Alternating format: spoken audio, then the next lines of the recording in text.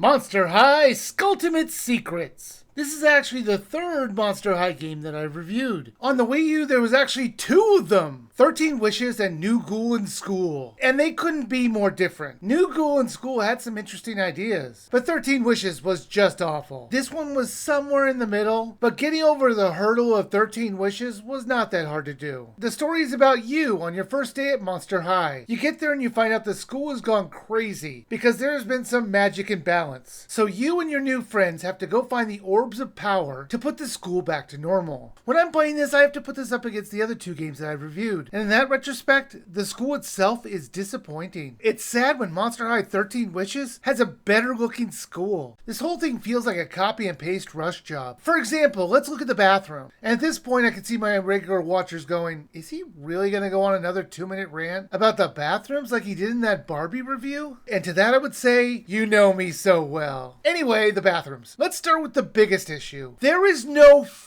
door to it. What is it with kid games and no bathroom doors? That Barbie game that I mentioned before, Barbie Dreamhouse Adventure, had the same problem. Tubs and showers that are just open to the world. At least in this game, it's just sinks and toilets. And the stalls do have doors for privacy. At least in theory. The stalls are all too small. I mean, who are these built for? Also, the doors don't close. You can see they get stuck on the toilets. And there's also too many of them. I mean, this isn't the only bathroom in the school, but at least the other bathroom actually has a door to get into it. It kind of feels like someone took an asset and just copy and pasted it too many times without actually caring about what it looks like. This isn't some place you may never go. It's a critical location to find an item in the tutorial. So you would think they might put a little bit of pride into making it look good. But no, it looks terrible. This title has a bunch of lazy duplicating assets. There are like 10 water fountains all over the grounds. What kind of school has that many water features? It shouldn't be something you see every 30 feet. Worse yet, finding locations is a major part of this game. You are tasked to find 6 keys. 2 of them are part of the tutorial. After that, they say the names of the locations, like the werewolf statue, bell towers, pet cemetery, or the pit of horror. But everywhere looks the same outside. They do have a pathfinding button to help you. At least it would if it wasn't broken. It would lead you into a wall or just not work at all. You would need to spam the button to get it to show up. A great deal of these 4 locations, you're going to need to find an elevator to take you down into a tunnel and then find another elevator to go up. Everything was so needlessly complicated. It got to a point where it would lead me to a wall and it would say how far away it was. Then I would look at the map and then I worked backwards from that. I started thinking, where's this pointing? And I based how far that was in relation to the map, and I picked a location based on the relation to the map. I have no idea why a great deal of these areas were completely blocked off without you going through the dungeons. This seems incredibly inconvenient for these students at the school. I haven't even gotten to what happens when you actually find a key location. It will open up a small level for you to maneuver through to find the orb. When you go in, they'll give you new power. So I figured the 6 powers would help you when you find all 6 keys for the mystical door that you're trying to unlock. Here's a spoiler for the 6 powers that you get. They would be jump, power thrust,